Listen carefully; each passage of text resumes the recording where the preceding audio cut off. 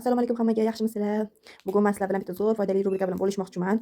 Mana bunaqa salfetka, bu oddiy salfetka emas, ya'ni одноразовый emas. Xuddi unaqa delfin salfetkalariga o'xshaydi. Faqatgina bunda pochkasidan 3 dona bo'lsa, bunda 48 talik. Buni ham har xili bor. 30 taligi bor, 48 taligi bor, har xili bor-da. Bu bitta zo'r tomoni bor, buni bemalol 4-5 marta ishlatsanglar bo'ladi.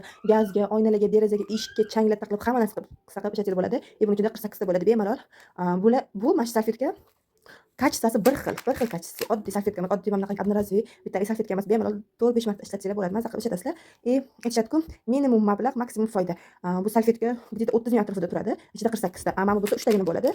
20 ming atrofida bo'lsa, buni mana shu turishi 30 ming. Ichida 48 ta bo'ladi. Bemalol ochib, yirtib olib, maza qilib ishlatsanglar bo'ladi. Bu aytganimdek minimum mablag', maksimum foyda. Kam mablag' ishlatib, ko'p foyda ko'radigan narsa. Rasazo'r kачествоsi bir ishga ishlab qo'yinglar. Buni har xil bor. Elmaniki bor, limunniki bor, har xili. Men ikkalasidan ishlatganman. Yaxshi kачествоsi mana. Yangi olib kelgan ekanlar xo'jayinim. Mana shu bittasini o'tgan safar 48 ta emas, 30 talik edi. 2 oy ishlatdim. Mana bunaqa delfinlarni umuman olib kelmadim. 2 oy maza qilib ishlatdim. Bu hozir 48 talik kamida 3 oy ketadi.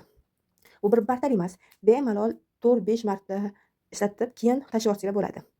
Mana. Ko'rasizlarmi?